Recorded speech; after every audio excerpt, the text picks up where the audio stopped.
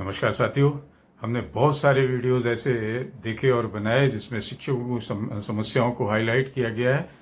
आज हम आपसे बात करेंगे कि प्राचार्यों की समस्या क्या है और उनको कैसे परेशान किया जाता है। परेशान करने वालों में कौन है? वही है, शिक्षक है, स्टाफ है, स्टूडेंट्स हैं, आपके पेरेंट्स हैं, आपकी सोसाइटी है, आपका मैनेजमेंट है, आपका वीआईपीज हैं, आपके अधिकारी हैं, कितने कितने कितने। तो कैसे परेशान किया जाता है, कैसे कभी कभी जानबूझ के और कभी कभी अनजाने में। तो जानबूझ के भी अनुशासनहीनता होती है और उनका डिसरेस्पेक्ट होता है, और अनजाने में भी कभी कभी होता है। तो पहला जो शिक्षकों प्राचार्य को परेशान किया जाता है वो अनुशासनहीनता और अनादर दिखा के। अनुशासनहीनता और अनादर किसके द्वारा? शिक्षकों के द्वारा, छात्रों के द्वारा, स्टाफ के द्वारा। उनका अनादर करके, उनको मानसिक व भावनात्मक तनाव देके। आइए एग्जाम्पल बताते हैं कैसे। किसी मीटिंग या एक्टिविटीज में प्राचार्य की बातों को अनसुना करना, अपनी बात करना। प्राचार्य ने अगर कोई निर्देश, डायरेक्शन दिए हैं, उनको न मानना, या मीटिंग में अनुपस्थित रहना, या मीटिंग में या कहीं पे उपस्थित हैं, प्राचार्य भी प्रेजेंट है, तो उसमें एक अनौपचारिकता दिखाना, इनफॉर्मल वे में हंसी ठा के ठट्टा लगाना, बिना मतलब की बात करना, ताकि प्रिंसिपल को ये फील कराया जा सके। तो एक ये रास्ता हो गया प्रिंसिपलों को परेशान करने का। दूसरा होता है अनावश्यक शिकायतें और विरोध करके। अनावश्यक शिकायतें शिक्षक की तरफ से, पेरेंट्स की तरफ से, जिसकी कोई जरूरत नहीं है, और वो शिकायतें इसलिए होती हैं कि प्रिंसिपल उन शिकायतों में उलझ जाए और उनका दिन और उनका समय आराम से कट सके, प्रिंसिपल उनकी तरफ ध्यान न दे सके। तो जैसे फॉर एग्जांपल आपसे बात करें कि कोई नियम या निर्णय प्रिंसिपल ने लिया है कि स्कूल में ये नियम चलेगा, तो उसका विरोध शुरू हो जाएगा। विरोध शिक्षक करेंगे। अगर उनमें इतनी हिम्मत नहीं है तो वो पेरेंट्स के जरिए वो विरोध कराएंगे, एजिटेशन कराएंगे और प्रिंसिपल पे दबाव बनाएंगे। तीसरा, प्रिंसिपल को परेशान करके विद्यालय की गुणवत्ता और माहौल को खराब करने का काम होता है जानकारी छिपाना और गलत जानकारी देना। जब जानकारी शिक्षकों और स्टाफ द्वारा छिपाई जाती है, सही जानकारी प्रिंसिपल तक होती नहीं है, तो क्या होता है कि एक खतरा ये होता है कि प्रिंसिपल कोई गलत निर्णय ले लेता है, डिसीजन ले लेता है। इसका खतरा बढ़ जाता है और इससे कामकाज भी प्रभावित होता है स्कूल का। फॉर एग्जाम्पल अगर हम बात करें तो अगर स्टूडेंट अटेंडेंस कम है या ज़्यादा है, प्रिंसिपल को पूरी इन्फॉर्मेशन नहीं दी जा रही है। कोई बच्चा रेजिडेंशियल स्कूल में नहीं है और प्रिंसिपल से उसको बताया नहीं जा रहा है, जो बाद में प्रॉब्लम बन रहा है। स्कूल का रिजल्ट और क्लास का रिजल्ट क्या है, प्रिंसिपल को सही जानकारी नहीं दी जा रही है। उनसे ग्रेस मार्क किसी बहाने से लिए जा रहे हैं, या कोई बहुत ही इंपॉर्टेंट रिपोर्ट है उसको प्रिंसिपल तक आने नहीं दिया जा रहा है या डिले किया जा रहा है। तो ये सब प्रिंसिपल को परेशान करने के कारण बनते हैं। चौथी चीज है शिक्षकों और स्टाफ के बीच में गुटबाजी। गुटबाजी एक बहुत बड़ी चुनौती है किसी भी संस्था के माहौल को खराब करने के लिए, और इसके लिए प्रिंसिपल को बहुत ही ज्यादा मेहनत करनी पड़ती है इसको खत्म करने के लिए। गुटबाजी कैसे होती है कि दो विभागों के बीच में होगी, दो डिपार्टमेंट के बीच में खींचतान होगी। कोई एक काम एक डिपार्टमेंट के पास है, वहां से दूसरे के पास नहीं जा रहा है तो उसमें बहुत सारी कमियां निकाली जा रही, छोड़ी जा रही हैं, दूसरे में निकाली जा रही हैं। तो ये खींचतान डिपार्टमेंट्स के बीच में, या कोई कहीं पर्सनल इश्यूज हैं एचओडीज के बीच में, टीचर्स के बीच में, तो उन व्यक्तिगत मुद्दों को लेके अननेसेसरी विवाद खड़ा किया जा रहा है, जिसमें प्रिंसिपल को अपनी एनर्जी जाया करनी पड़ती है।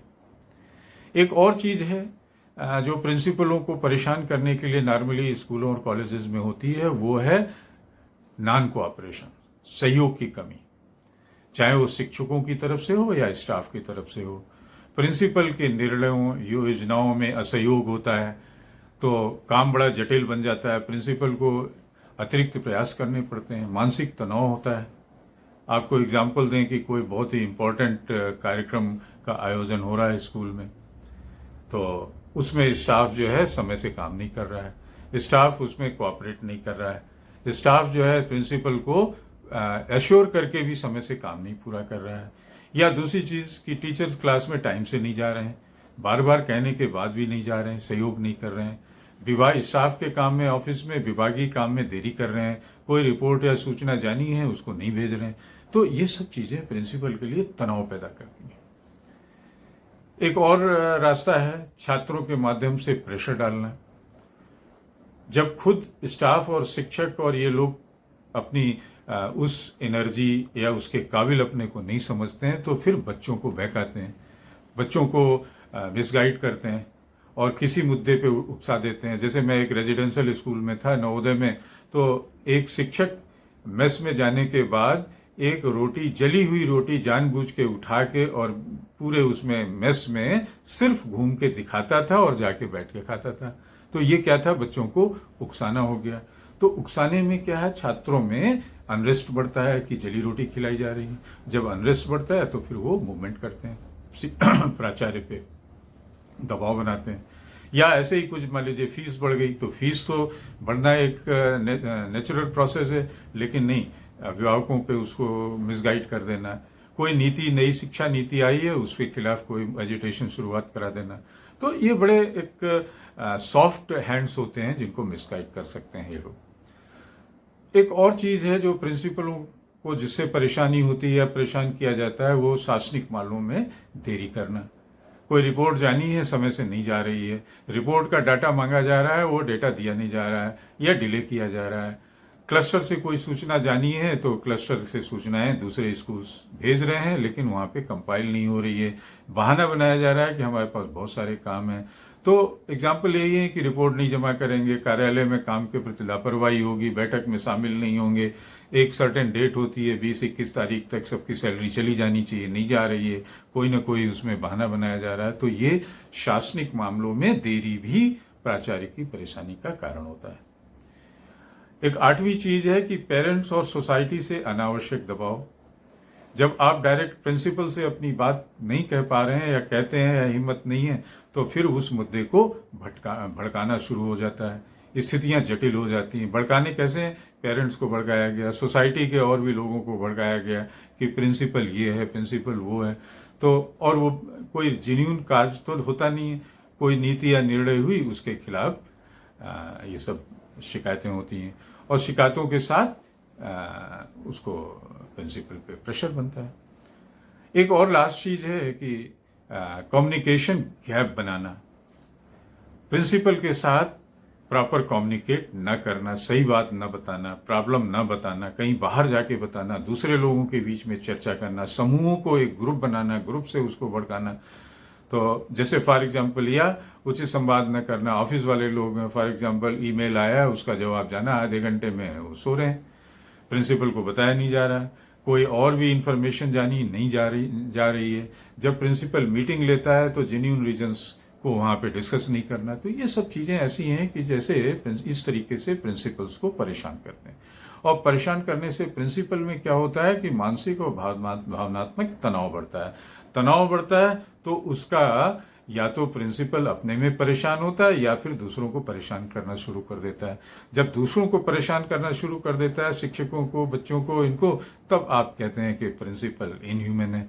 तो ये सारी चीजें हैं और इसमें नटसेल में मैं यही कहूंगा कि अगर ये सारी चीजों को उचित तरीके से किया जाए, इनको अवॉइड किया जाए, कामकाज में, खासकर विद्यालय के कामकाज में बाधा न आने दिया जाए, मेंटल टेंशन न दिया जाए, हर सभी लोग एक पॉजिटिव एनवायरनमेंट बनाएं और एक सहानुभूति ढंग से काम करें, तो शायद विद्यालय का माहौल अच्छा होगा, अच्छी उत्कृष्ट शिक्षा मिलेगी, शिक्षकों का भी मानसिक और स्वास्थ्य अच्छा रहेगा।